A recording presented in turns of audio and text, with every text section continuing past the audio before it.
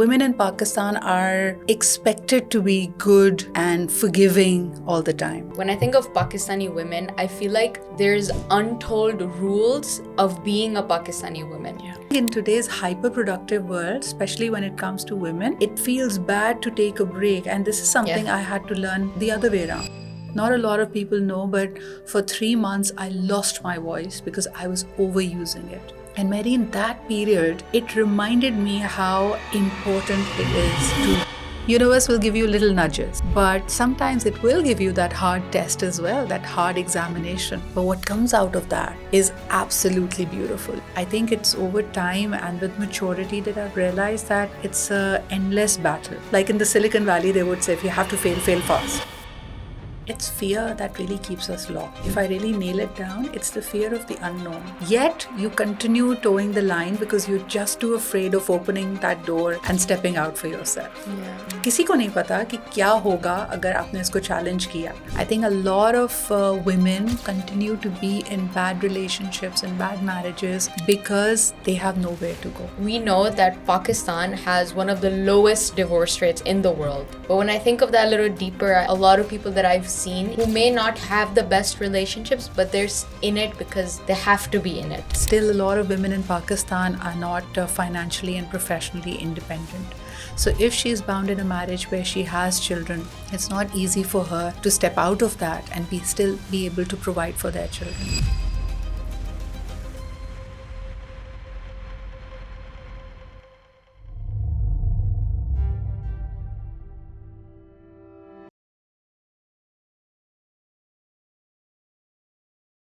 Thank you so much for being here. I'm very excited because we have one of Pakistan's biggest and best presenters. She is literally the epitome of beauty with brains because you have such grace and intellect. So I'm very excited and honored to welcome Ms. Sidra Iqbal on the show. Thank you so much for being here. Thank you for making time for us. It's an absolute pleasure, Mahreen, and it's been quite a while since I returned to Dubai, and I've had at least 3 friends talk about how amazing your series and your conversations is. So I'm absolutely thrilled to be joining you for this conversation. Yay, thank you. I'm so glad you made it happen, and I know you're going back soon as well, but you still made time for this and for the Karak, which you're enjoying, which I'm glad. One thing I think about is when I think of Pakistani women, I feel like there's untold rules of being a Pakistani woman. Yeah. What would you say those are, and do you agree with that? Interestingly, I do agree with that. I think there's going to be that cultural grid, that landscape that exists in every society. But in Pakistan, it seems to be, just like you mentioned, it's invisible. It's less a grid and more a landmine that you're navigating. So sometimes the least expected things can absolutely explode in your face. But I think the unsaid rules, for the longest, at least that's what I've witnessed and experienced myself, was that women in Pakistan are expected to be good and nurturing and forgiving all the time. They are sort of conditioned and trained to expect less, not just from other people, but from themselves as well. You'll see that grid where they're constantly told more no's than yes. So I think you just need to double up on your energy if you have a dream, if you have a vision. It doesn't come easy, but I think that's also a universal problem with women. But more so in Pakistan, things which should be easier. There are challenges, there are hidden challenges there. But having said that, I feel that with the passage of time, with technology, with the new opportunities coming up, I see Pakistan as a society in transition. I feel there's no one Pakistan. It's very diverse. There are hundreds and thousands of people there, and to each they will have their own reality, and there'll be that cross-section. But I think things are changing very rapidly, especially in urban Pakistan. That's definitely good to hear. And yeah, I mean, Pakistan has such a big population, so of course we can't generalize it to the entirety. And it's really nice to see how things are progressing and how, I don't know if you would say they're quickly progressing, but they are progressing, right? And you say that there are things that should be easy for women to do, but they're not. Could you give examples of what you mean by that? Like, I think the internal battles that everyone would have when they have an idea, right? There'll be that little voice that creeps up. It's a voice of self-doubt. It's a voice that keeps telling you that, oh my God, am I really capable of that? Would I be worthy? Would I be able to add value, make this happen? And while you're battling all those demons and shadows, you would expect that the people around you, especially the ones who care the most about you, would become your cheerleaders, would become, your support group. But very often in Pakistan, women fail to find that support in their immediate families, from their parents, from their partners, which I feel is a little unfortunate. And sometimes even when it comes to their grown-up children. I mean, people get conditioned to how you treat them. And I feel as a generalized flaw, Pakistani women are overgivers. They try to excel in most of these roles So true. and therefore end up training people around them that they fall really low in the hierarchy. So once you really wake up or you want bigger and better things for yourself and you try to sort of shake things up a little bit, people aren't happy. Because as they say, it's the givers who need to have limits because takers seldom have them. So I think it's that little crunch that a lot of women go through. And in a way, I guess Pakistani women, that when they grow up, they're sort of taught to live for other people in a way where, whenever they have to make any kind of decision, they're always accounting for their family schedule. And there's always that feeling of guilt amongst Pakistani women. I know personally there's always that feeling of guilt that if you go and do any kind of, when you leave the house and your mom's there alone, you will have that guilt. When you're trying to do some work for yourself and not for something that your family needs, but instead you're focusing on yourself, you'll feel that guilt. When you think of self-love, you'll feel that guilt. There's always that feeling of guilt that never goes away in a way. Yes. And we kind of glorify that as well. Yeah, true. You meant to be thinking about other people. You're supposed to be empathetic, compassionate, sacrifice. And even when you can't do much, and even if you're resilient and you want to make things happen, that feeling of being guilty becomes your favorite pastime. It's a very practiced feeling. I can't do much about my mom who's probably miles away and I need to get this job done. But a part of me would always be feeling guilty and I sort of nurture that and I hold on to that as well. I think, but it's also a very new thing, Mary. If you look at us traditionally, in Pakistan, I think some of the most enterprising women were, of course, our great-grandmothers and grandmothers. And each generation has sort of pushed the bar a little higher. Further, yeah. So if I look at my grandmother, she was very enterprising. She was the one who migrated to Pakistan, and she had so much agency that she and her 3 best friends decided to buy houses together in the same lane. Wow. And she made that decision because she was starting family. She had, I think, 2 children at that time, and thought that the first thing they needed was, of course, a house of their own. And my grandfather was very supportive, but till his death, he repeated that it was my nani's decision to take that step forward.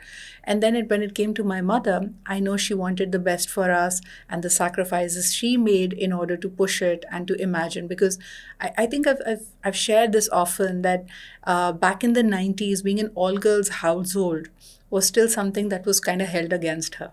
Every social gathering we'd go to, or even a family place we'd be, and they're all learned, well-to-do, professional people. But somehow the conversation would always sway into, so you don't have a son? Or, the conversation would come to me and ask me whether I wanted a brother. So me being the eldest, I remember when my mom was expecting my younger sisters, people would come to me and say, you know what, usually if a young child makes a prayer, it gets accepted. So why don't you pray for a brother? And I'd be like so damned by that whole notion. I remember being a rebel and coming to my mom like, but I want a sister. That's all I want. So, I don't want a brother. I'm not going to pray for that. No.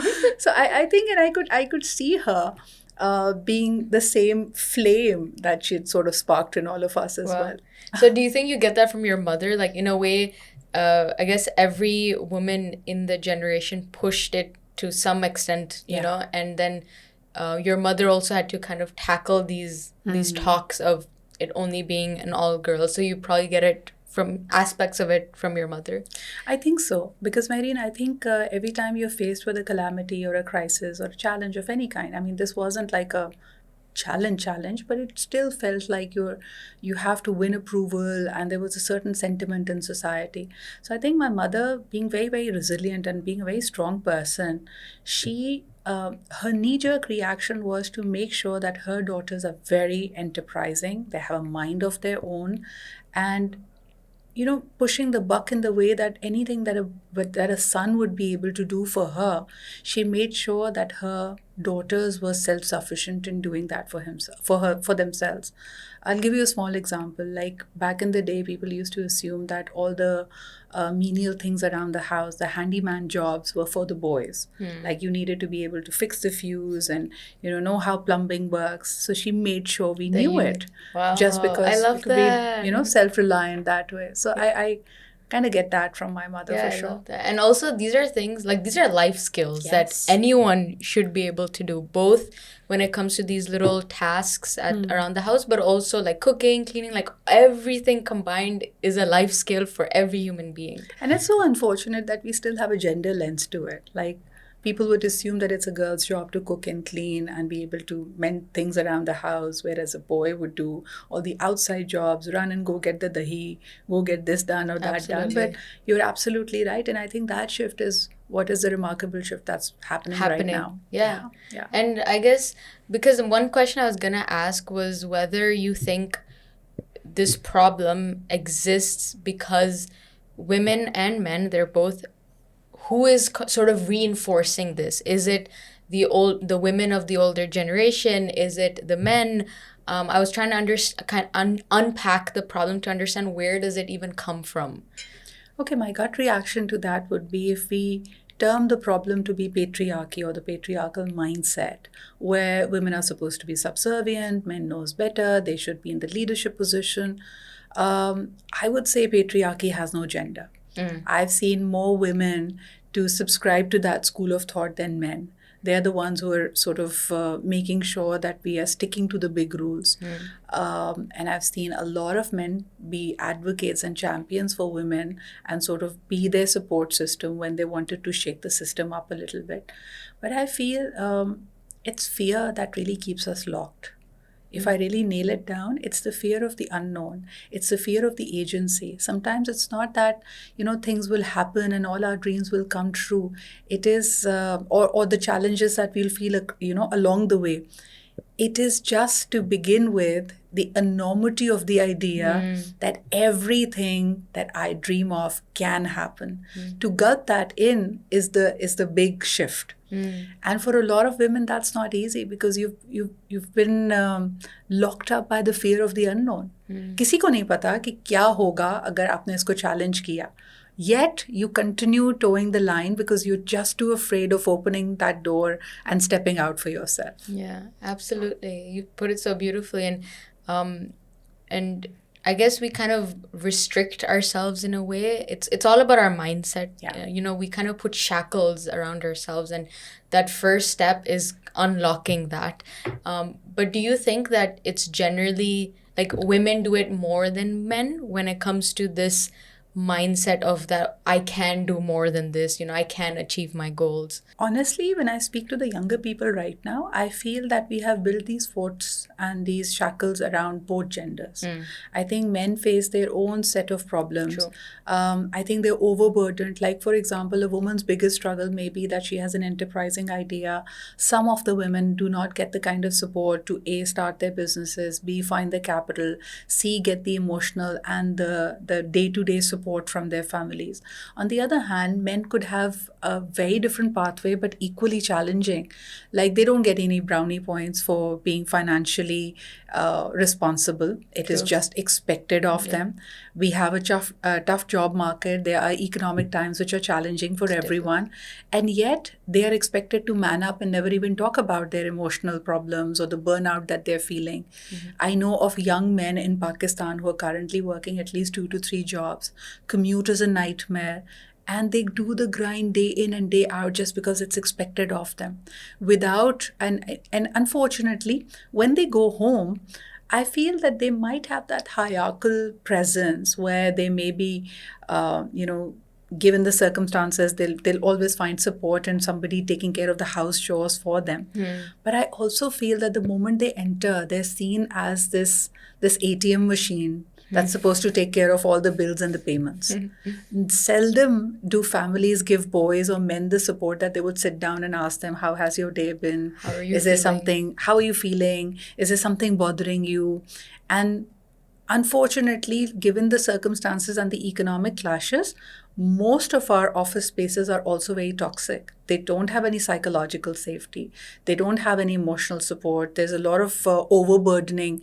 A person may be doing 2 jobs, and in every job, they may be doing 2 or 3 roles. So that's quite a burnout, I guess. Yeah, that's quite intense. So I Yes. guess in a way, both men and women in society face challenges, they face issues. But the point that you made about fear, which is the fear of the unknown, fear of uncertainty, because in a way that, as you said, some women could be reinforcing this patriarchy, men would also be doing it.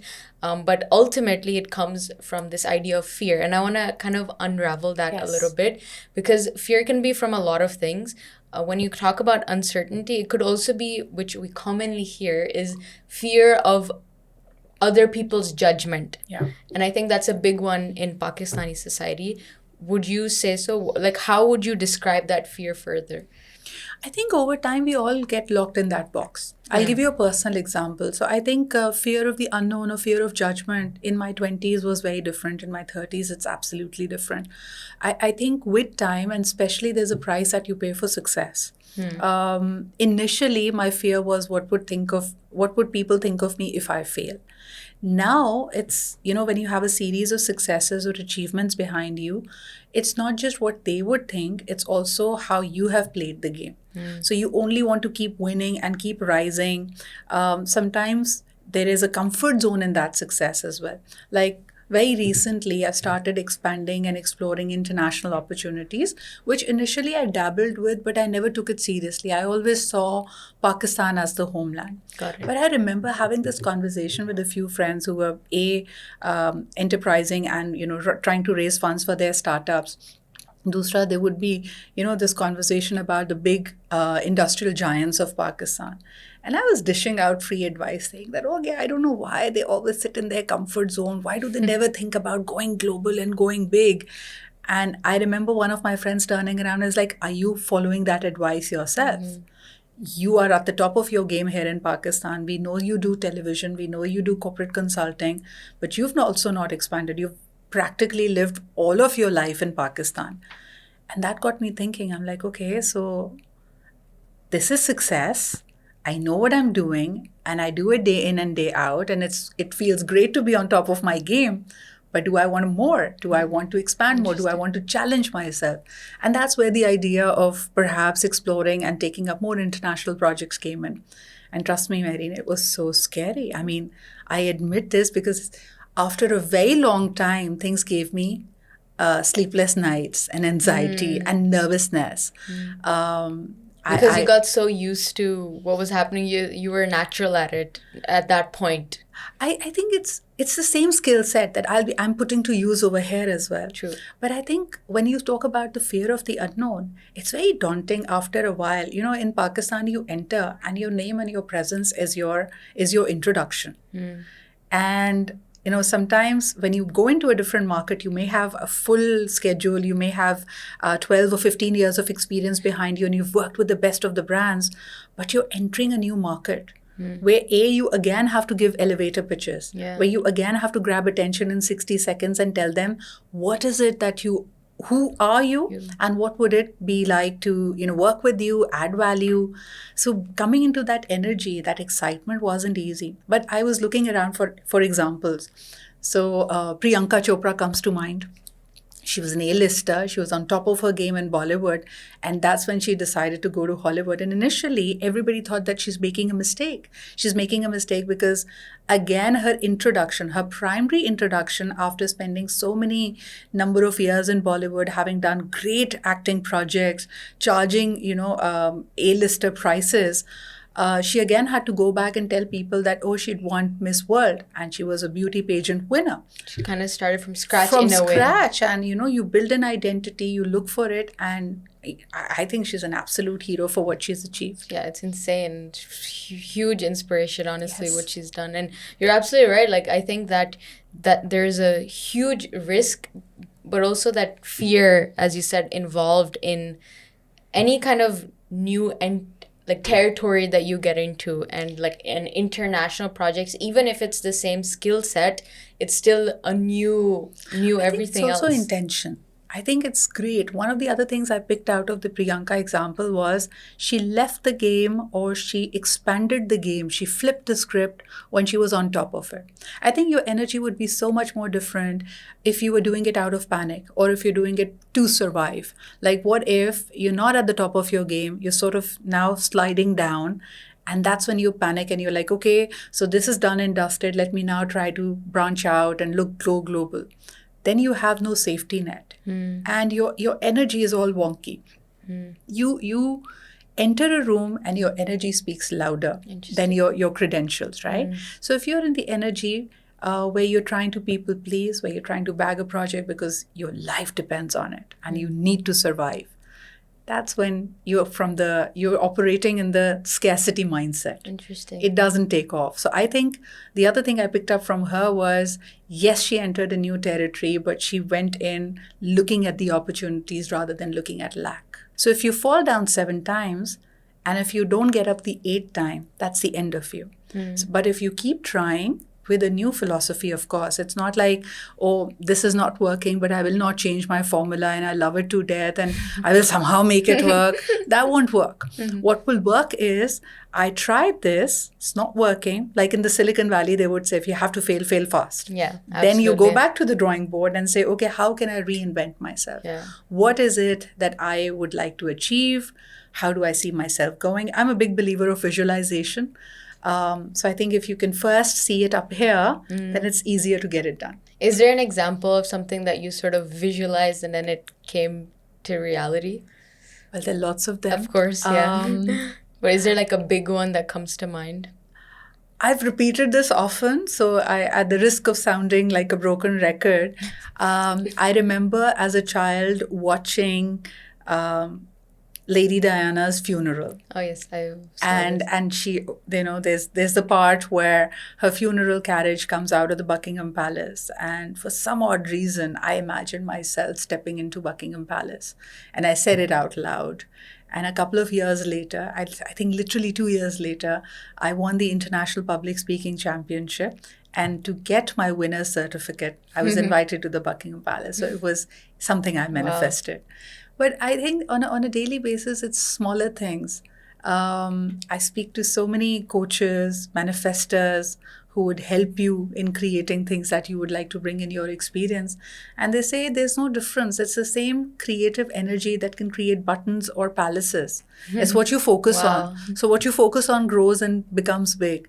I am right now in that gestation phase where I'm thinking of bigger, better things. So let's see how that works out. That's pretty exciting. It's an exciting phase to It is. sort of be in. I think I live for that thrill more than the actual outcome itself. Wow. I mean, that's what everyone says, right? Like the journey, but it's so hard to put, I would believe that it's hard in practice to fully immerse yourself in the journey and fully enjoy it and not think of it as like, you're still at the bottom, how do I fix this? How do I fix that and prevent? Because I, for instance, I see a lot of the successful people online. I think Layla Hormozi, I don't know if you've seen her. She's an entrepreneur. She talks about how you should do something regardless of your mood. Whatever your mood is, you should still do it.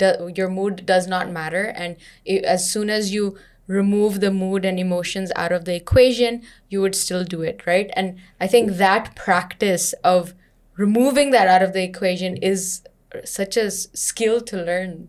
I think it really depends on who you're giving that advice to. Okay. Like, So if somebody is procrastinating when it comes to action, that's brilliant advice. And I love the Mel Robbins rule of, counting backwards from 5, 2, 3, 5, 4, 3, 2, 1, and just don't let yourself think and jump right into it. And you'll get something done. So yes, that way discipline really helps. Discipline over moodiness, that gets a lot of jobs done. But there'll be different formulas for different people. I think discipline at times can also be detrimental, especially to those who are trying to break out of their comfort zone. Interesting. Why do you say that? Because then it becomes like second nature. It's like muscle memory. Even when you're dragging your feet and your energy is not up there, you just feel that it's the discipline. I still need to get up. I'm a morning person. I'll do my morning show. Then I'll carry on with the other chores. Sometimes shaking up the routine is also good. In order to get great productivity and great projects done, you also need resting period.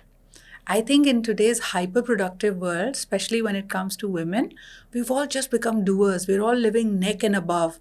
It feels bad to take a break. And this is something I had to learn the other way around. I think I was hyper-productive all throughout my 20s. Even in my 30s, I took pride in the fact that I wasn't taking any time off. There was a time when my body suffered because of that. Not a lot of people know, but for 3 months, I lost my voice because I was overusing it. Wow. I was working as a PR practitioner. I was doing a radio show. I was doing 3 television shows, and I was doing corporate events. That's crazy. So I got something like what they call the singer's note. So I can't sing to save my life. But apparently a lot of teachers, lecturers, preachers get Also it go through when they're that. Wow. overusing their vocals. And Mary, in that period, it reminded me how important it is to rest and to take breaks. Because when my body decided to take the break because I wasn't giving it any, I had no voice for 3 months, which meant even when I was at home, there was not a lot I could do. I couldn't chat with friends. I couldn't go out with friends. And initially I was so scared because nothing was working. I had boiled half the jungle and had teas because everybody promised that this would help and this will get your voice back. And everything that I did was so voice related. I mean, from talks to television, if I had no voice, that was the end of me. Makes sense. So eventually, just to give a closure to that story, I had to take steroid medicines, and they said that if this doesn't work, then probably the next step might be surgery. Wow, it was intense. intense. And in not having voice for 3 months was It's not a insane. great experience at all. I felt lonely. I felt like I couldn't express myself. Even when I was home, I couldn't talk to my sisters, my mom. It was not something that I would wish upon anyone. Yeah. But it taught me to moderate things out, to be able to rest, to not feel guilty about. Again, my guilt patterns were absolutely different. Every time I was resting or I was not doing things or I was not on to something else, I felt guilty. I think it's also part of Karachi and any big city culture. You meet friends, they don't ask you how you're doing or how you're feeling. They would ask you, what are you up to now? Your work, And you're expected to fill in with these glorious details of achievement. Projects, and this is in this phase and this is what I'm doing. Yeah. I think we all try to outsmart our everyday life. We're all trying to get that validation that we were very smart with our choices and we've made the most of every hand that was dealt to us. I think sometimes even in order to make sense of that macro picture, you need to zone out, zoom out, take a look at the drone view, and you can't do that without taking a break. Interesting. Yeah, that's why a lot of people say that creativity comes from boredom. You have to have this period where you're completely bored, you have nothing to do, and you kind of, in this day and age, you kind of have to force yourself to be in that scenario because we have phones, we have laptops, we have so much work. Scrolling the whole day. Yeah. And even though I'm sorry that you went through that, but in a way, that was sort of your body telling you that you need this, right? But it's interesting because I think about how, I know a lot of people talk about work-life balance and how it is so important to rest, but I genuinely feel like a lot of these people, after they've achieved success and they've reached this point, is when they start talking about it, which makes complete sense to me. But I don't know if before reaching that stage, people should be talking about that. I think absolutely. And we have so many examples in history. Like, look at Leonardo da Vinci, known for his genius and his inventions and innovation. There are lots and lots of historical data that points to the fact that he would only work 4 hours a day. The rest was idle observation, having fun, playfulness. I mean, look at it, it's like everything in nature has seasons, right? So you wouldn't have the beautiful blossoms of spring had there been no fall and no winter where you need to rest. I think in today's day and age, we've started giving so much less credit to that. I mean, I remember having a coach once, and when I was, I was complaining about why I'm not feeling very joyful about work. It's not as fulfilling. So the first thing she did was she asked me to share my calendar. And she asked me, okay, what does your week look like? And then she made me color code each of the projects. Like if I was doing anything TV related, it could be green. If I was doing anything, teaching related, it could be yellow. I was working on a couple of other projects, they got color coded. And then we decided that everything which is going to be social and creative and just for fun and pleasure would be pink. Okay. And she would, she did this exercise so that I could visually look at my week. And the first complaint she would have is there's not enough pink. What are you doing to rejuvenate yourself? Are you seeing friends? Are you doing something for recreation? Are you just going to have a chat with friends? Are you going to watch a movie or anything that you enjoy? And that rule has sort of, make your pink the uncompromising pink. I love that. Yeah. That's the one motto that we need to live by. Absolutely. So have joy as your non-negotiable. Like sometimes when we're talking about boundaries and non-negotiables, we're thinking, okay, this is going to be the minimal charge for my services, or this is going to be the kind of circumstances or conditions I will accept if the project fulfills. But I think making joy and things that recharge your battery, your non-negotiable, it's going to pay off in the long run. That's so true. Because I was thinking about so when I started this podcast, I started around 2 years ago, and I truly, truly enjoy it so much. But there was a time this year in the summer when I would say burnt out, and as you said that it wasn't as fulfilling anymore. And I was trying to think like, why isn't it as fulfilling? Like I'm still in meeting such cool people. And so I realized, okay, maybe I need a little break. And when I was trying to have a break, I had no idea what to do. Like, because I was literally asking my mom, what do I do? Like, I have no idea how to not think of, because also I enjoy what I do. So I'm always thinking of like, what kind of episodes, what kind of content, whatever. So for me to go through that phase where I had to tell myself to just not think of it and do nothing was so hard for me. And I couldn't even list down things that I enjoy outside of work, if that makes sense. Absolutely. I hear you. I was exactly there. In fact, I struggled with it till time as well. Like, I like my days to be forensic. You know how some plants do well in chaos? Like, there would be jungle plants and they like the fact that there's a fight going on and you have to fight for sunlight and you have to fight for water. Unfortunately, in today's hyper-connected world, that has become our normal.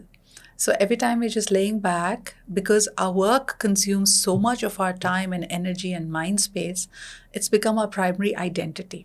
Every time we try to take a break from work, it feels like somebody's taking my identity away. It feels wrong. You feel, again, the guilt factor, it comes and what are you doing? Resting. And I think we kind of owe it to our childhoods as well. In the Brown household, there was no concept of you feeling bored. In our childhood, we could never utter the word. If you ever turned around and you said that I don't have enough chores to do, you'd be given 5 chores around the house to do it. There's always something to do. Is your cupboard clean? Is the silverware polished? Is that done? Is that sorted? Yeah. So, you sort of, you realize and you train your mind. With time, it's the voice inside that parentifies. Yeah. So you don't need some elder person telling you that, okay, this chore needs to be done. Yeah. This is exactly how a working woman, an average working woman in Pakistan enters her home. She's done just, 8 hours of work at her workplace, but she would come in and she doesn't see her home as a resting place. She would look at it as things that need to get done. food that needs to be cooked, kitchen that needs to be organized, children who need to be checked upon and maybe their homework is done or not, laundry that needs to be done. So our lives cannot be just about a list of things that need to get done. And that is what I feel many of us are doing. We end up just checking the boxes, and even though God blesses us with 60 years, 70 years on his green world, we end up not living. And I think if your viewers today could take away one thing is, don't recycle and rinse and repeat the same day over and over again. Live your life, buy the shoes, be a little lazy. It's okay to spend your Sunday in a PJs. I mean, even socializing has become quite a chore. Yeah. If you haven't gone to the most trendy, the most Instagrammable place, have Are you you even lived? Are you even in Dubai? Yes. If you haven't posted the most viral bread that you can try. I've actually been resisting that. There was recently a study where people said that, it's taken away the joy of travel as well. All the key monuments, people take similar photos once they get there. Yeah. So what's the point? I mean, where's your unique experience? Absolutely. And a lot of those places aren't even the places that you can go to get the true essence of the culture, because they're touristy places. They're just for photos. It's not necessary. Like, I would say that people who come to Dubai and only visit the most popular places, you should of course visit them, but I wouldn't say that's the true Dubai. Like, I've always said this in a way how you talked about Pakistan, that there are so many Dubais within Dubai that you can't just, if you come and visit the luxury side of Dubai, you'll have all of that, but there's so much else that you haven't seen, or not just Dubai, UAE in general. But absolutely, I think we kind of live for photos. We live for social media. We live for others more than we live for ourselves in a way. And coming back to the conversation around women in Pakistan particularly who go through that, so we kind of talked about the problem of how they are over givers. They're constantly trying to give, and one of the reasons for that, do you think it could be childhood as well? Childhood playing a big role in them being taught that? I mean, again, at the risk of generalizing, I think some of the trends do point that way. The girl in any household is trained to, at a very young age, to be a caregiver. At least that is expected of her. If she's the elder daughter, then it is expected of her to take care of her younger siblings. If she's the youngest, yet again, she'll be expected to, watch out for her brothers in one way or the other. In culturally, you would have heard how it's always daddy's little girl. So daddy's little princess would also want to, do things around the house or be a caregiver. That is somehow expected of her. But I also feel that that's not true for everyone. I mean, there are people who have a healthy balance of giving as well as receiving. But unless you have that balance, it would be very, very uncomfortable. I feel it's often quoted how overgiving is a problem, because you feel, you immediately visualize somebody who's depleted and who continues to give although they're not receiving. But again, at a workshop, I remember this one exercise where giving and receiving was taught to us through the simple concept of breathing. So when you're exhaling is like giving, right? It feels uncomfortable if you don't inhale. But it's equally uncomfortable if you only inhale and try to keep it all. It's like you're trying to hoard and keep it all in. You wouldn't be able to do that as well. So the rhythm of life requires you to give and receive. Wow. So even people who are assumed to be, oh my God, they have it all because people are just, lining up to do things for them and they're just receiving. Trust me, they also feel very hollow because they feel like a bottomless pit where people are just offering affection, but they're not feeling inclined enough to give anything in return.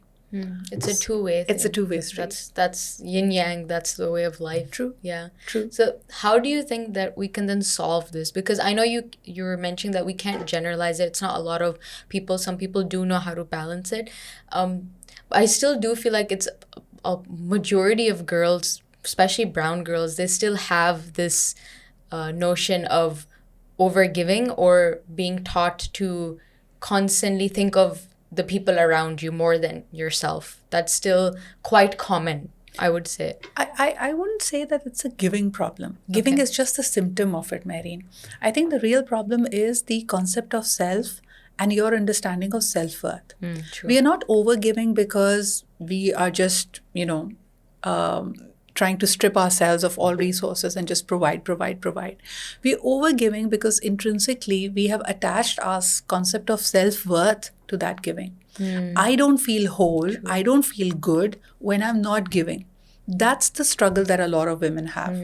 It's about, and the only way you can strike a balance is when you have a healthy sense of self. Be it be parents, be it be household. I mean, empowerment is not about being financially able only or being able to make your own decisions. It's making those decisions from that place of fullness where you solemnly believe that this giving this is joyful. I'm not giving out of obligation. And if I don't give, I will not be doomed. Yeah. A lot of women feel and they struggle with the thought that if I stop giving, I'm worthless. Yeah. Then that means this is my primary role and I'm failing at that. I think what every woman and man requires is a healthy sense of self where you get to experience, and I wish this for everyone, where you get to experience unconditional love, not based on the fact of, what you bring to the table. You're worthy and you're valuable and you're loved because you Regardless. are. Yeah. Because of who you are. Yes. Because of you. Yeah. And so I really wanted to talk about this concept of self-belief, self-love, and I would associate that with confidence as well, because self-love sort of would fuel confidence. And so how do you think women can develop that? I know this is such a big topic. You can't really like put it to one strategy or one trick the way we see on social media, but it is a big topic that people across struggle with. I struggle with a lot, where I have to kind of figure out what my boundaries are and how to manage these emotions of wanting to be there for my family, but also for myself and all of that in between. So how do you actually develop that sense of self-confidence, self-belief, or self in general? I like the fact that you've added self to it because that's a little distinction I'd like to make. A lot of people confuse self-confidence with confidence. Okay. Confidence is a more exterior thing. True. I mean, it comes from the skill set that you have acquired. You can have confidence in your beauty. You can have confidence in your ability to do a certain thing, your youthfulness, your expertise. Like somebody may be a very confident person that they are the best medical practitioner in a given field. True. But what you've pointed out is self-confidence. I think it has a lot to do with your early childhood, how you were made to feel by your primary caregivers. Did you have anxious attachment or did you have secure attachment? What is it that triggers you? And I think a lot of us, we spend at least the early years of our lives, our teenage and our 20s, in trying to discover it. It is usually after a big heartbreak or when you're stripped of things that were initially giving you confidence, is when you go deeper and you try to find your locus, because that's when you're out of control. It's like trying to take a free fall without a parachute. The parachute was all the exterior things that, okay, I'm a good doctor. So even though I'm shaky inside, I have this facade that I can carry on with. But trust me, everyone in life is going to go through that tumbler when that facade will need to crack. And that is the journey of life. And the full circle is when you become grateful for it. Initially, you go in crying about that. It's the one thing that you were counting on, that one relationship, that one admission, that one company that you had founded, or maybe whatever. It could be anything. I built my forever dream house and that's something that gives me confidence. Lo and behold, it will be taken away. Now who are you? The discovery of that and eventually becoming comfortable in your skin after that, the biggest catastrophe that you could have imagined has happened to you, is the beginning of self-confidence. Does it always have to be this tragic, you may ask? Not really. I mean, sometimes it's like universe will give you little nudges, but sometimes it will give you that hard test as well, that hard examination. But what comes out of that is absolutely beautiful. It's like what the Japanese may call the kitsugi art, where you crack. Are you familiar with No. kitsugi? Okay. So usually in our cultures and a lot of cultures, when things break, you throw them away. You call them bad omen. But in the Japanese culture, they have this famous art of kitsugi. So they would take up a broken vessel or a vase or whatever, and wherever it has cracked and broken down, they fill the little cracks with gold. And it creates a unique Something pattern new. itself. Yeah. And that crack, which initially people must have, regarded to be ugly or, Faulty, useless, yeah. but it becomes its own beauty. Wow. So you learn to wear your scars as medals as well, as pain medals. Yeah. And each one of us is going to be on a different journey. You will go through life losing some of your most prized possessions, relationships, people, things that you have created. But as Buddha said, it's part of the test that how smoothly did you let go of what was not meant to you. People have to become okay with this idea. Self-confidence is basically that shield that makes you okay with the idea that nothing is going to last forever. Detachment. And when you sort of move away from that, you're not broken. You're a different person. Things come in your life for a season and you're grateful for that. But you become okay with how transient these phases can be. Interesting. Yeah. And is there something from your experience that kind of reflects this journey of learning self-belief, self-confidence? I think all my failures have taught me that. I mean, all my personal failures, I would regard myself as a very sensitive, emotional person. So it's not easy, just like you mentioned the word, detachment. I think my default setting was to become very, very emotional. I could get attached to this class as well. And, because I think I was the only child for about 7 years. So initially, what kids learn very early on, the ability to share, the ability to sort of, see things as shared, didn't come to me that easy because for 7 years I had no siblings. I was the only child. And interestingly, even in my extended family, there were no other children who lived in our city. So if I'd go to either of my grandparents' places, I'd be the little princess.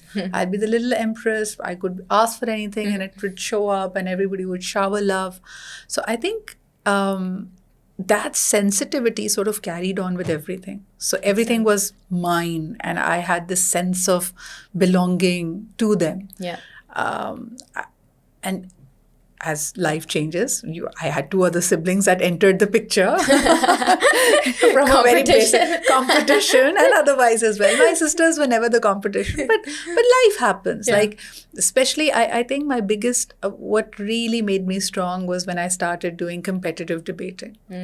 Because yes, you win some, you lose some. And things that you lose or the tournaments you don't make it big are the ones that teach you the most. Wow. Yeah, I love that. I think when you mentioned self-confidence and how I love that you made the distinction, by the way, of like outward confidence and then there's self-confidence.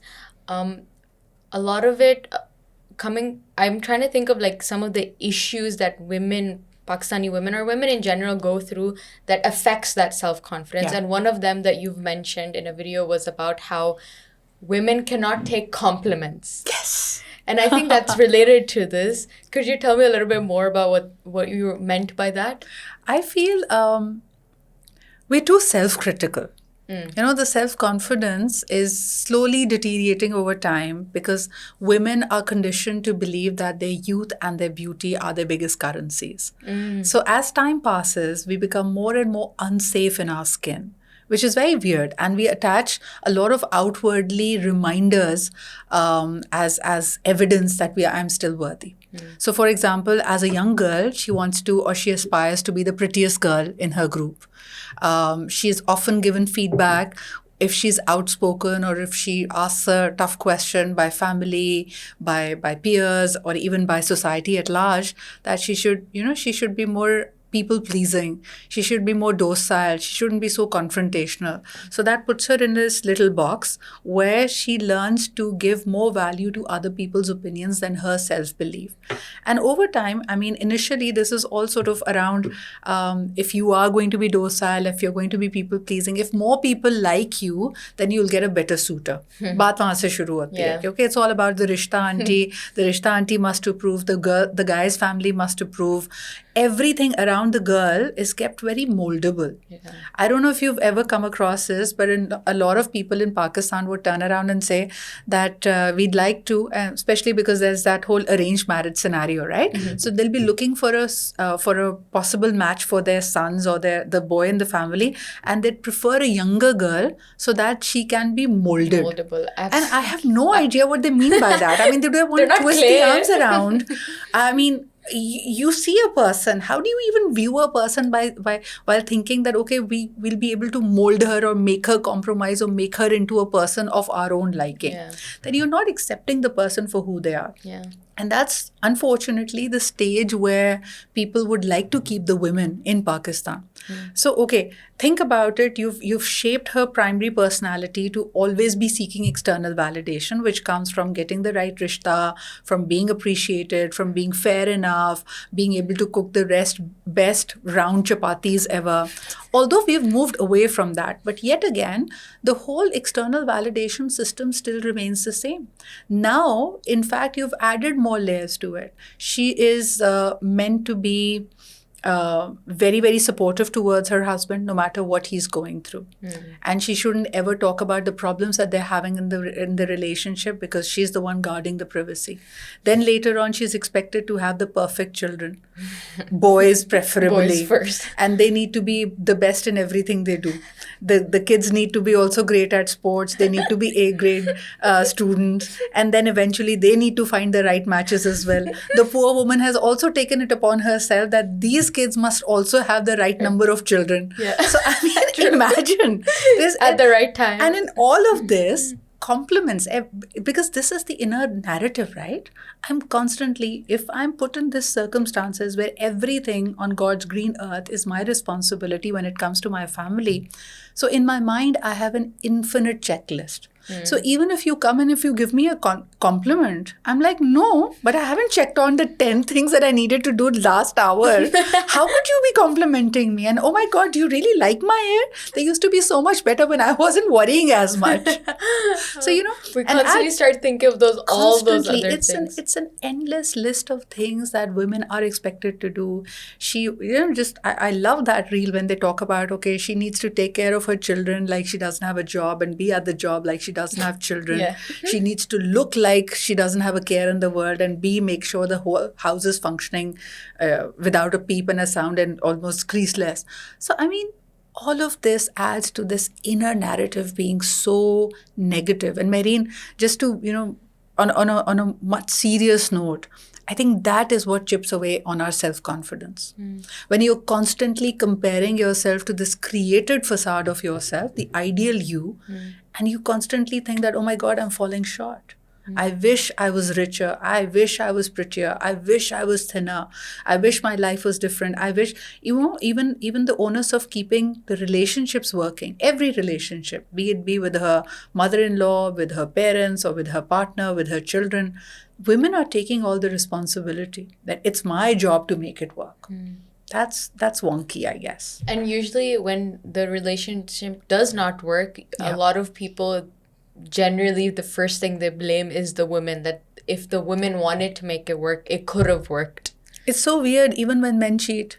Yeah. Even when men cheat, there's always that your fault of a woman. And I've seen this from even family experiences. Yes. It's insane that there will, no matter who the mistake is, and it's always a two-way thing, it's a relationship, but the woman's fault will always be highlighted, right? Either that or she will be victim shamed again. I mean, just like you said, it's even if they're not saying overtly that it's their fault, they would point out to little things that, oh my God, but you were so busy being a mother that you weren't a good partner, and therefore man's eyes, I wondered.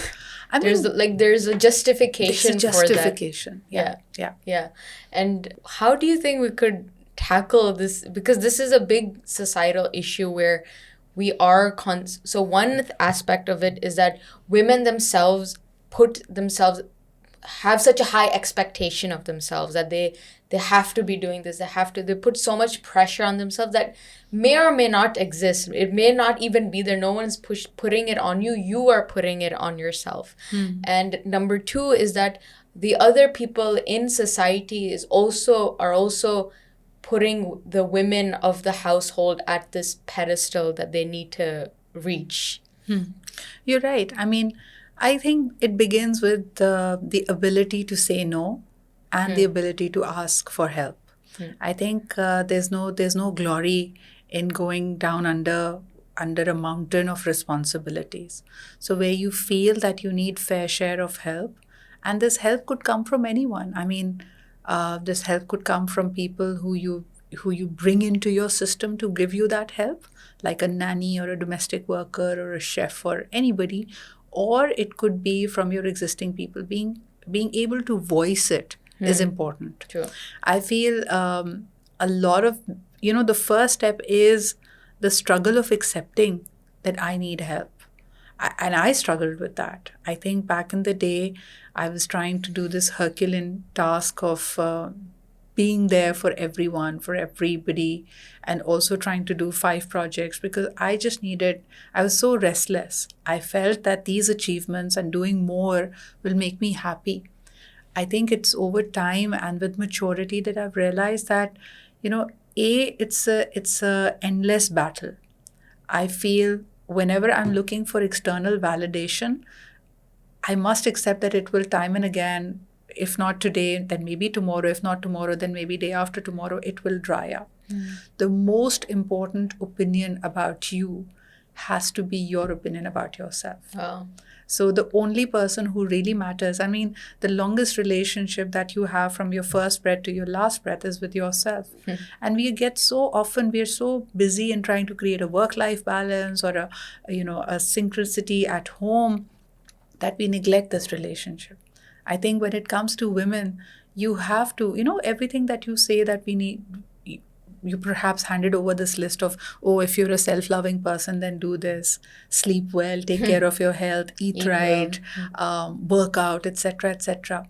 These are all the outwardly manifestations of what you really feel about yourself. These are all evidences of, do you care about yourself or not? Like, we have much more plausible and easy to understand signs of if a man cares about us. If a man cares about us, he's going to be serious. He'll send his rishta over. He'll give me compliments and flowers. He'll remember the anniversary.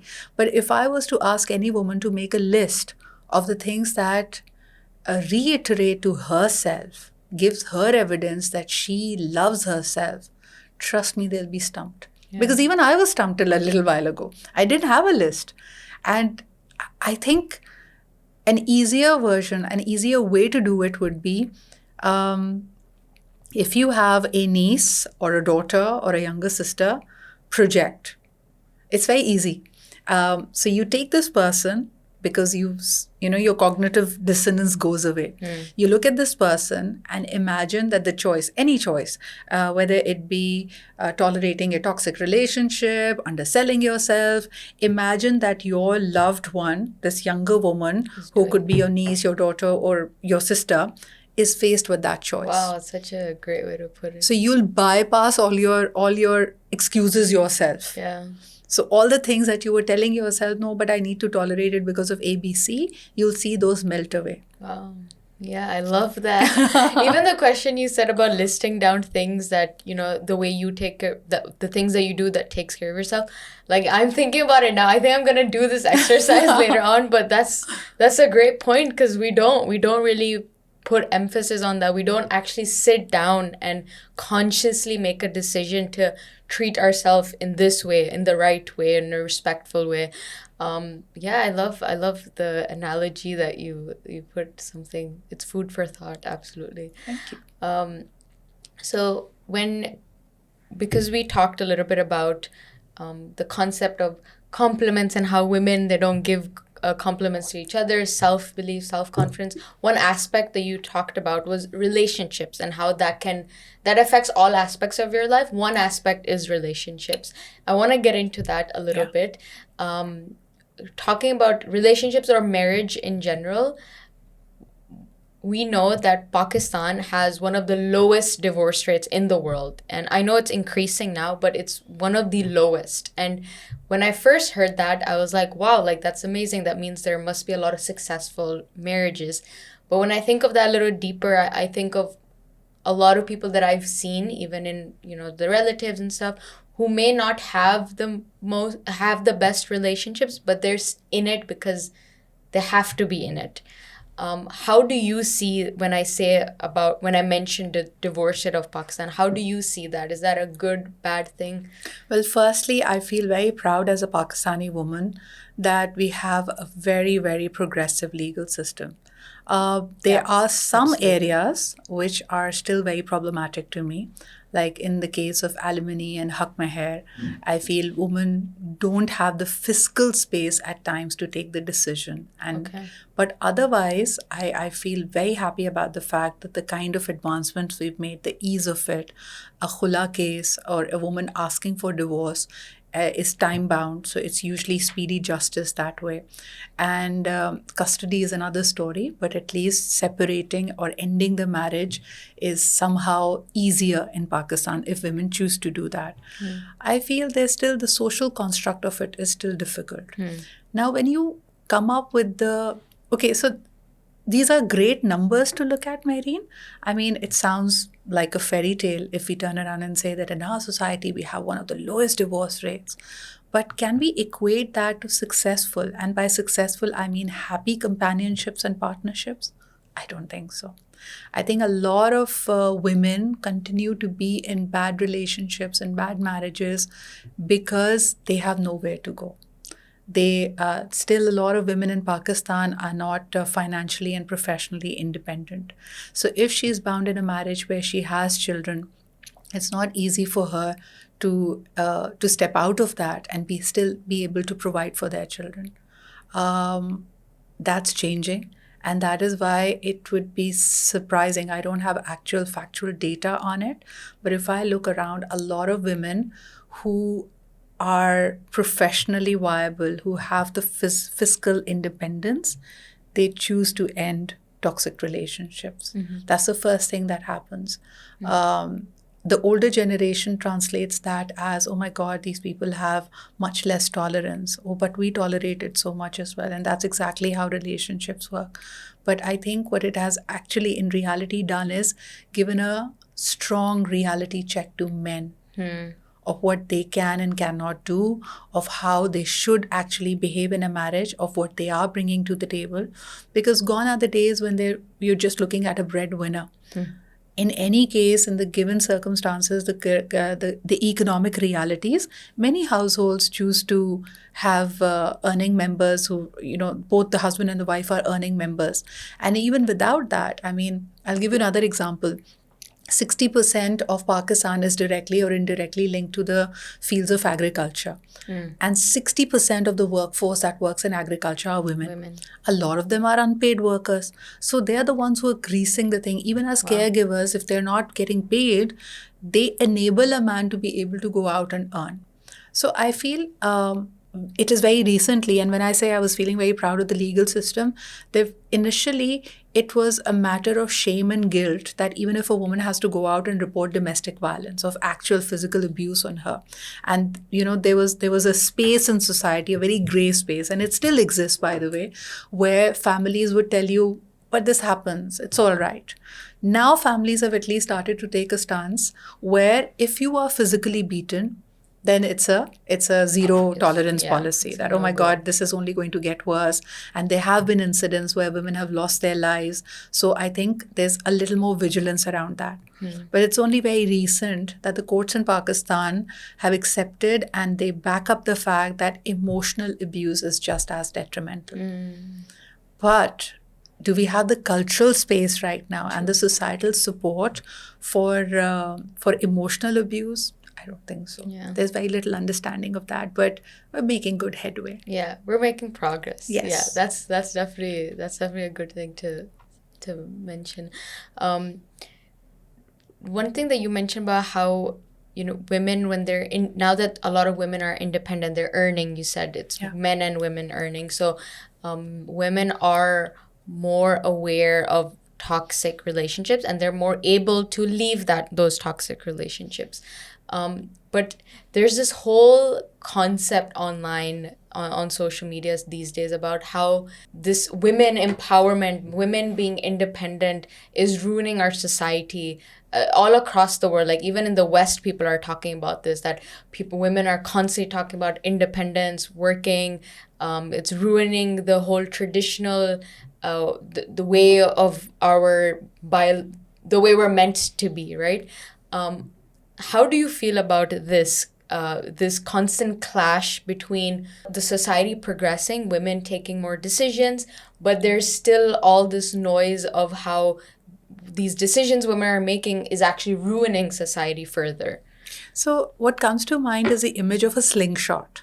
Okay. Right? So whenever there is tension, whenever women are being pulled back, they're pulled back with such extremity, Mahreen, that imagine it like a slingshot being pulled back. So once you release that tension, or some of them would rebel or revolt, it would automatically create the physics of them landing really far. Yeah. Right?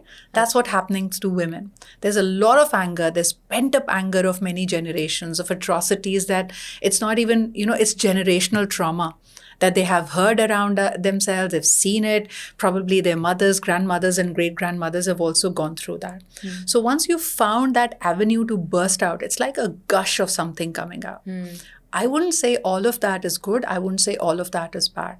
But it's like an escape. It's like that pressure coming out. So I think in order for society to first course correct, and normalize things, it's too far gone. It's like, don't stretch the slingshot to be so regressive that you will see this tension come in. If you ask me personally, and I've said this several times, I feel the corporate roles or everything that we're doing superficially to give women this courage that, oh my God, we're empowering you, it's not entirely equitable. You see, there's a difference between equality and equity. Equality is that if there's a room full of people, everybody gets a pair of shoes, for example, right? But equity would be to getting a pair that actually fits. That's actually right for you. So if I get a shoe size 2 sizes smaller, I'm still unable to move forward. And in the name of equality, I've been doled out a handout, right? So when it comes to men and women, we first need to come down to that normalcy. The corporate roles, as I keep on saying, are primarily designed for men. Look at it, the biology of it, the clock of it, the requirement of it. I mean, if you're climbing the corporate ladder subsequently with a man, in your 30s, you have probably children who are now preteens and they require more of your time. How do you compete at workplace? And that is why even people like India Nui have turned around and says there's nothing as a work-life balance. So first we need to make a dent there. Yes, women are coming out but there's no equality, there's no feminism, there's no progress if women are being put into men's roles. These have to be roles cultivated, shaped, and created for women, keeping their biology, their emotions, their reality in mind. And unfortunately, it's missing in all parts of the world. So women, unfortunately, are overburdened. Now they're caregivers at work, they're caregivers at home. And in order to strike a balance, it sometimes feels like the whole game is plotted against me. Should I revert back to what my grandmother and my mother's model was, then I feel outdated and I feel held back. I don't have agency. And should I go in that domain, then again, I'm ostracized and I'm failing per their standards. Then probably my partner will suffer. I'm not feeling as feminine. My children are suffering. So it feels like it's pitched against you in either cases. Yeah. That is why it's so important for women.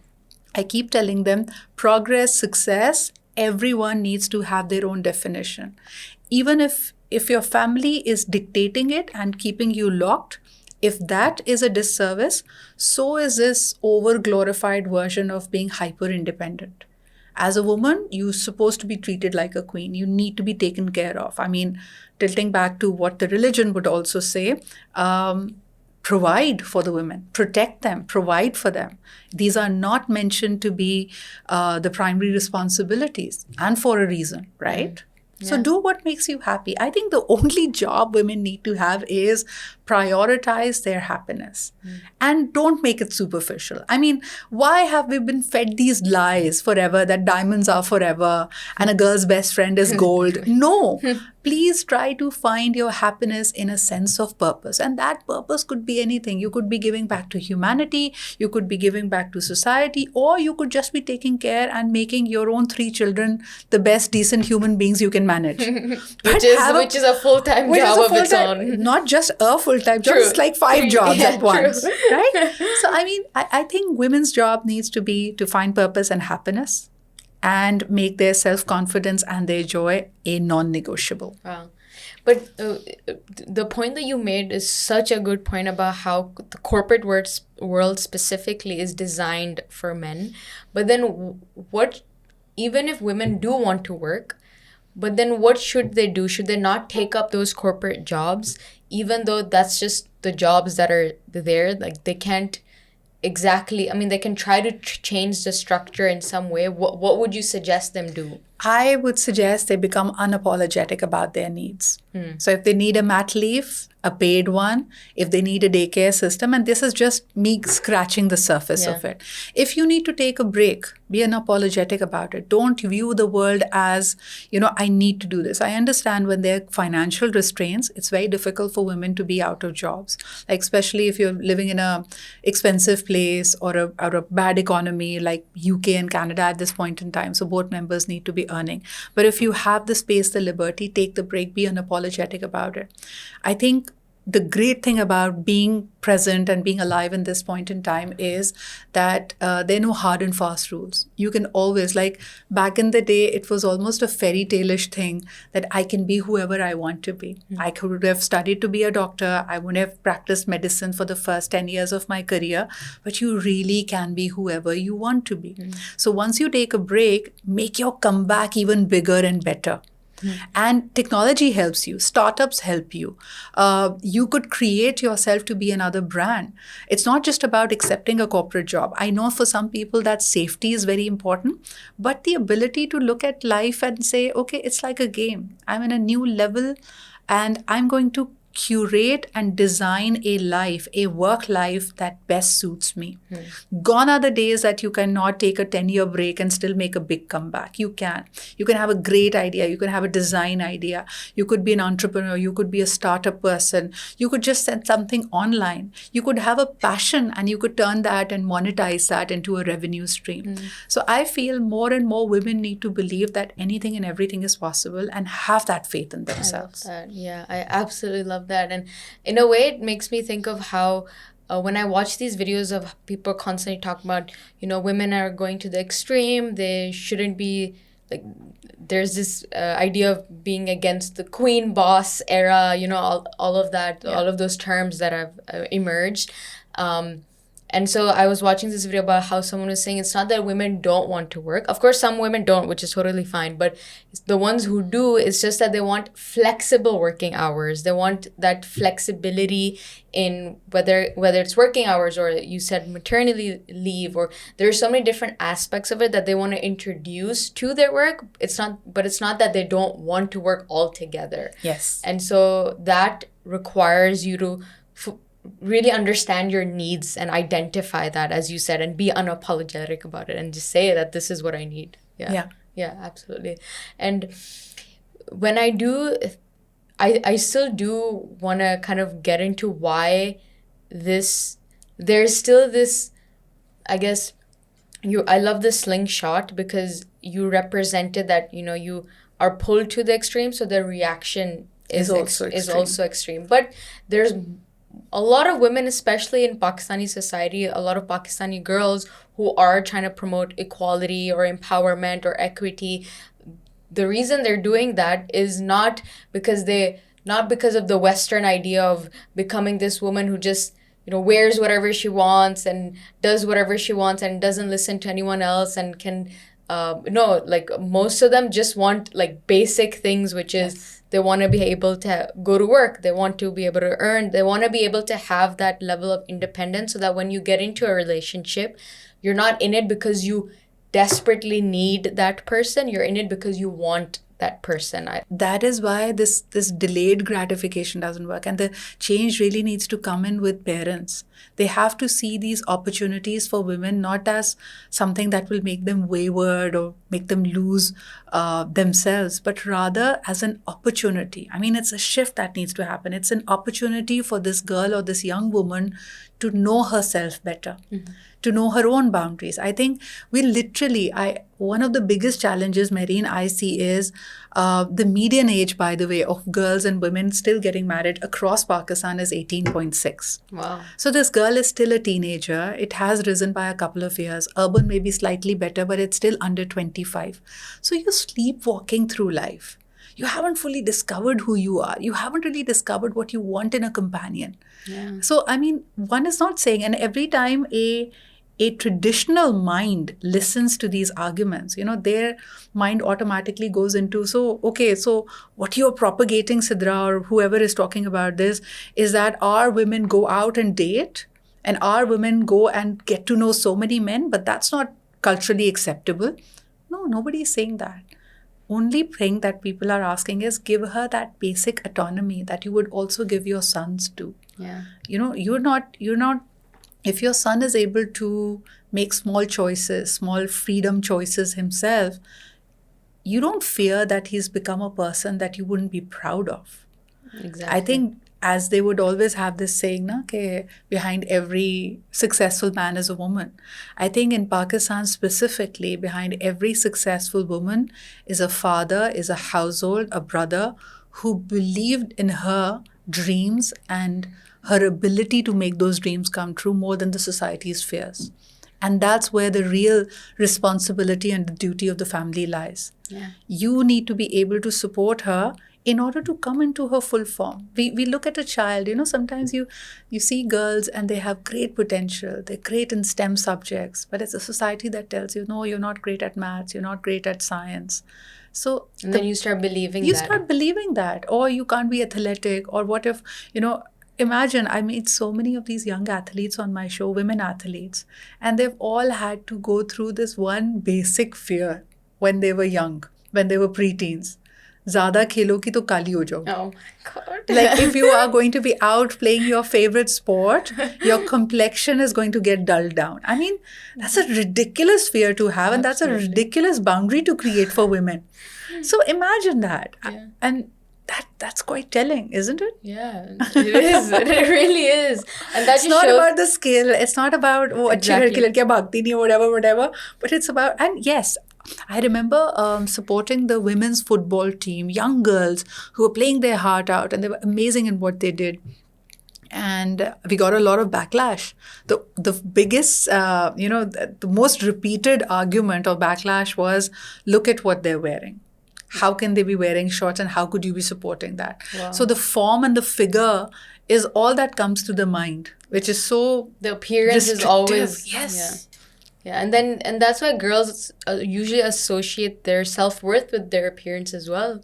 Like if, getting tanned or anything to do with how they look outside, that's how they think their self-worth is. Like for me, especially growing up, I'm brown, so a lot of times, not in my immediate family, but in my extended family, I would get compared to my sister who is fairer than me, and I love my sister. No sibling rivalry. No.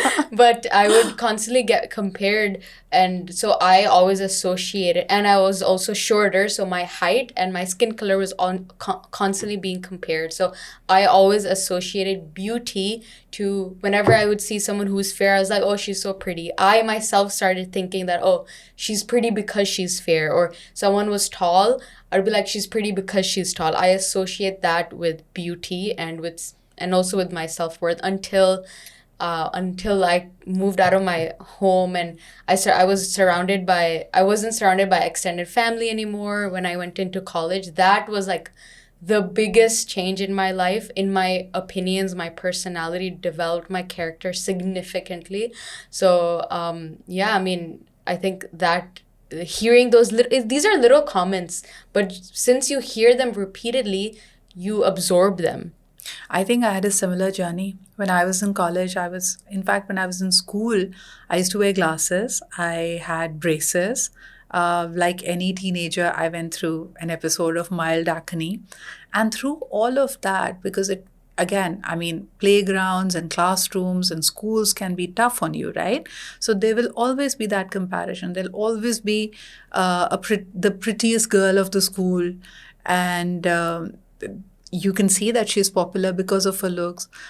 I think for me, navigating that time, again, I had to find a strength. And therefore, the debates and the public speaking came around. And I can see the understanding. Remember, earlier on in our conversation, we were talking about this exterior confidence that you first build in. Mm-hmm. So I think finding that one thing you're good at, and this is my advice to all the young women, to young girls, even see, there'll always be someone prettier than you. There'll always be someone fairer than you. I mean, Snow White's stepmom syndrome that you will constantly looking in the mirror, and you don't even need to have these people surrounding you.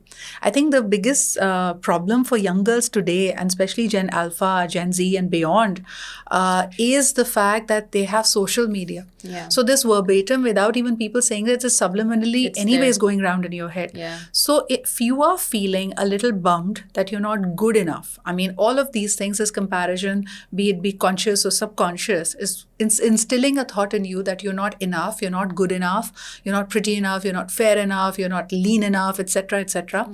Find that one thing that you're great at. Find another thing that you're okay at or somewhat good at, and see the combination. This combination is what makes you unique. Like, for example, you may not be the prettiest, but you have a skill. In my case, it was debate. Or I was a nerd. I was great at studying, right? And then take a personality trait, just like you mentioned. You could be a great conversationalist. You could be a great listener. You could have a great sense of humor. Now look at that winning combination. They cannot be, there'll be a very little chance that somebody would be able to replicate that exact combination. And that's what makes you unique. That's what gives you that stardust. That's what, makes you shine across all seasons. So there can be people who are prettier than you, but you have a dimension, an angle to your personality that nobody can replicate. And start taking pride in that. Start cultivating it with more mindfulness, with more attention to detail. Yeah. And be more intentional about it. Exactly. Yeah, that's amazing advice, actually. That's very good. Because I think when we try to think of things that we're good at, or when we think of our skills, we would generally associate it to one skill that we focus on. Yeah. But the combination is truly where that deal breaker is. How can you combine that with something else that you have that people don't? And that combination is usually where the unique flair is. Interesting, yeah. So speaking of, we've talked a lot about some of the challenges that women have gone through, and now we're going into the solutions of it and what they can do, the action steps that they can take. We've talked a little bit about the marriage component as well. I did want to mention one thing about that component, because when I was talking about how the extreme layers of it, right? Like there's this extreme, there's that extreme, and how a lot of, not just men, women too, but a lot of men are being told or are resenting women who are too independent or hyper independent, or they just consider any woman who talks about independence hyper, that's too much, and that isn't good for a relationship. I was trying to think, I don't think this is all men, I'm just a disclaimer, obviously. But there is still that gap, I believe, still exists. And I was trying to think about why that could exist. I was watching this video, which was very interesting, and how a lot of women, a lot of brown girls particularly, who grow up seeing their mothers and they love their mothers so much, but they do see their mothers sacrificing themselves a lot. They don't have they see that their mothers don't have a sense of being as much. Their life fully revolves only around their children. That they become dependent on their children. And so they think of, okay, when I grow up, I know that this is what I want to be, but also these are things about my mother that I don't want to take into my life, right? The way our default settings are, we as human beings are social beings. We'd like to create a sense of belonging. We like to depend on people. We like it when people depend on us. This is when our feminine side, our nurturing side comes out. When I'm able to provide, when I'm able to give life, when I'm able to tend to the softer things. That is what the feminine energy is all about. And something that restricts it is definitely a trauma response. You've either seen, experienced firsthand, or passively a situation where you are made to feel that it's not safe to be nurturing. When was I made to feel unsafe? Was it a heartbreak? Was it by my primary caregivers? There is some crack that needs to be resolved. And I feel more and more women are able to find partners who allow them to soften up. One of the problems with hyper independence is you will then end up, it's like a self fulfilling prophecy. Find a man who will show you exactly what you have feared. And initially, you could walk into a trap because you were love bombed, because they showed you a side of them that had so much potential and promise. We know of a lot of women who marry for potential or who get into relationships because they thought, oh my God, this is the person. He's so caring. He remembers the birthday. He picks me up. But that was for sure. Girl, that was for the first 3 months. That was the 6 months, yeah. Like they say, cherish the man you meet in the first 6 months. You'll never see him again. So yeah, it's all about that. So it's so important to see what you're emitting as your energy and be mindful of what other people are trying to get to you with. Are they offering something of value? Is this the kind of life you want to create?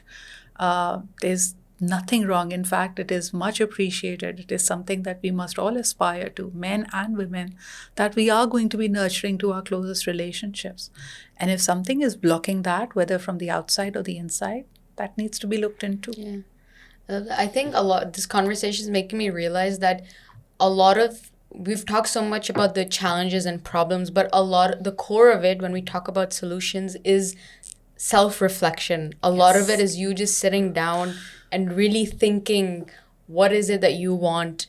What is it that you need? Just thinking about yourself and self-reflecting, self-evaluating.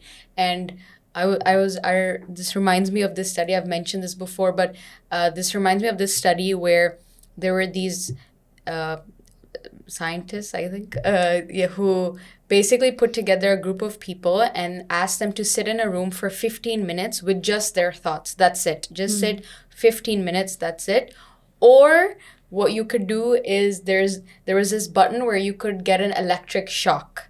So either sit, do absolutely nothing for 15 minutes, or get an electric shock. And majority of people would rather get an electric shock than just sit for 15 minutes with their thoughts.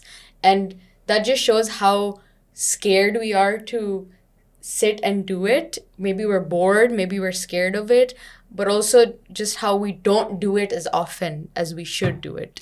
I think it's also a reminder how addicted we are to stimulation, outside stimulation. Yeah. I mean, it's so difficult to sit with our own thoughts because it feels like boredom. It feels like nothing is happening. Yes, thoughts are racing one end to the other. Monkey mind is jumping from one branch to the other, but it feels unproductive. It feels like it's a punishment. Whereas getting an external stimuli, whether it be good or bad, feels like an adventure. Yeah. So I think you're absolutely right. A lot of it has to do with changing our perspectives, changing our outlook.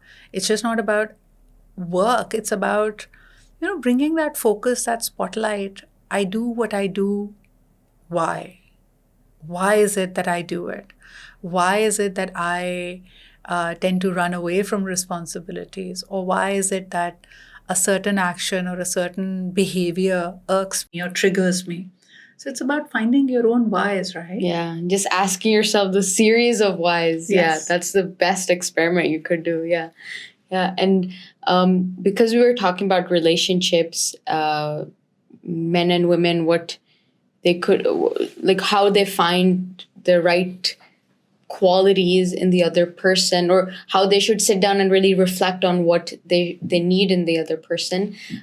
What is it that men and women do wrong in relationships, or something wrong that they commonly do in treating the other person, like something that men commonly do to women or women commonly do to men that we see in our society?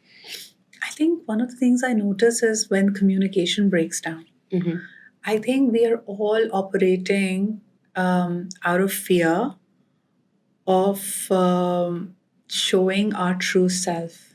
I think we try so hard to be independent, yet ask for love, seek connection, but still stay a little detached, that we spoil that balance. And in order to create that dance, that performance, we all end up wearing masks. And we are so afraid of letting that mask slip off our faces. And when it does, we don't know how to react. I mean, we sort of, I was reading up this book about authenticity. Relationships will only work when you're authentic. I think men and women both, they try to put their best foot forward, or initially in their courting periods, they're all pretending to be who they're not. But they're doing so because they want to be liked so bad. They want to have the other person's attention and affection, that they're not willing to show their real colors, and they feel that they can manage it. It's almost like a stage managed performance. And you assume that, oh, eventually when they find out the real you, it will be more like a Beauty and Beast situation. So even if they get to see the monster in me, they'll be so much in love with me that they won't be able to leave. And in toxic relations, that's exactly what happens. But sooner or later, people do sort of pull back or they leave. So I think your best chance at getting a lasting, loving relationship is when you can be as authentic as possible. Be it be a man or a woman. And the only way you can be authentic is when you know yourself. Yeah. And that's the earlier part that we were talking about. Be mindful, be intentional. No, I don't want to victim shame anyone. But if you see a pattern emerging in your relationships and romantic lives, that, okay, I've had a series of unfortunate events. You see a lot of people complaining, men and women. It didn't work out, or it usually follows the same pattern. Things go well for a year, but then they break down. The pattern is telling you something. It's also telling you about yourself. Yeah. So it's so important to break the pattern and to be mindful of the things that you are doing wrong. See, what the other person does is not in your control, but how you react and respond is in your control. And the more authentic you are, you'll have a better chance at creating something that would last. Yeah. Again, it goes back to the whole self-reflection And authentic. I don't think people make mistakes because they want to.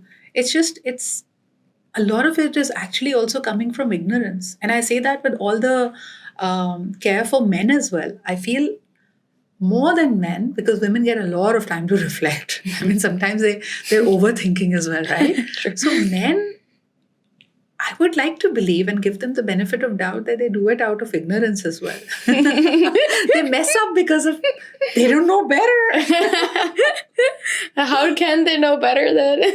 Well, mindful nudging can help. Either it be mothers, sisters, partners. And that is why, jokingly amongst us friends, we're just having this conversation, a little banter. I'm like, why is it that so many women feel attracted to married men? Why is it? I mean, if you know that this man is already committed and he has a home, and one of my girlfriends, she playfully turns around and she's like, that's because they have been worked upon. It's a masterpiece. They've been molded. Exactly. They're not in their raw form. So somebody has made them sophisticated, worked on them, made them the charmer that they are. And what you're really liking is someone else's work, hard work. You're just like the end product of it. So mothers do a better job at creating that last product, rather than wives having to work on it. Or men, do it yourself. What is it? I actually, that's such a funny way to put it, but it's, I guess it does reflect on society in terms of the work mothers and fathers, everyone, both parents have to do when raising both their sons and daughters. But because we're talking about sons particularly, a lot of it is the mothers raising them, I guess. And what is it that they do wrong, or what should they change then? I think one of the key things that any child needs is both a mother and a father. So I feel if the mother is the sole caregiver, even if that's for a daughter or a son, that will always be lopsided. a good, strong father figure who's compassionate is needed. I think there was this recent study that I was looking at that was telling, the how the parents have to play good cop and bad cop. So the father is always seen as a good cop. He's what I witnessed it firsthand because my sister recently had a baby, and the baby girl's just turned 1, and throughout she was trying, to get her first words to be mama. And intrinsically, the child was playfully and would be more joyful. And you realize that, fathers have their own way of showing affection. They will just wrestle you. They will throw you up in the air. Yeah. So you automatically get seen as a fun one. Whereas the mother is the disciplinarian, right? Kecha khana time pe khana hai. And, oh, now you need to change. You now need to bathe. You need to do this, that. So very often, be it a girl or a boy, depending on the kind of relationship you have with your father, see the mother as the disciplinarian or somebody who's keeping the circle of life going. Yeah. Whereas the father is the source of joy, of fun, of financial agency. Like you can tell a dad that you want a certain thing and you'll be taken care of and provided for. So that influence is extremely important for your overall psychological safety. So if men are not doing that for their daughters and their sons, they're leaving a big gaping hole. And usually, if you look at it, people have very troubled lives. People have mother issues as well.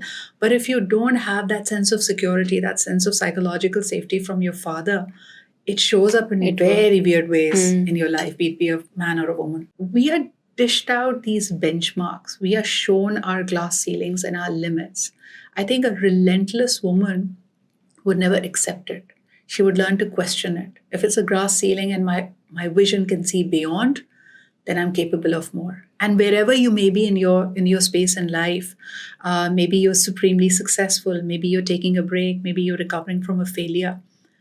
This is not where the story ends. You haven't brought this far to just come this far. Yeah, you have to be stubborn about it. Stubborn usually is a bad word.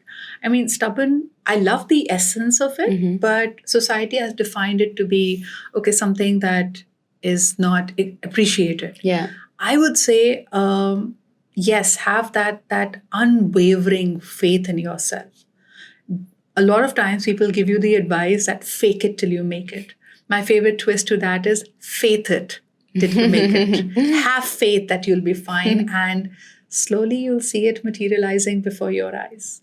Love that. That was the best way to end this. Thank you so, so much for coming and for being a part of this conversation. I think there's a lot that I'm going to reflect on afterwards. So I really, really appreciate it. I hope you enjoyed the conversation. I absolutely did. Karak with Mahreen did not disappoint at all. As we say, Karak is all about intense, strong, crisp, on point. And you're all of that. So I wish you the very best. Thank you so much. And I hope to stay in touch as well. Thank you. I hope maybe we could do a round 2 next time as well. Inshallah.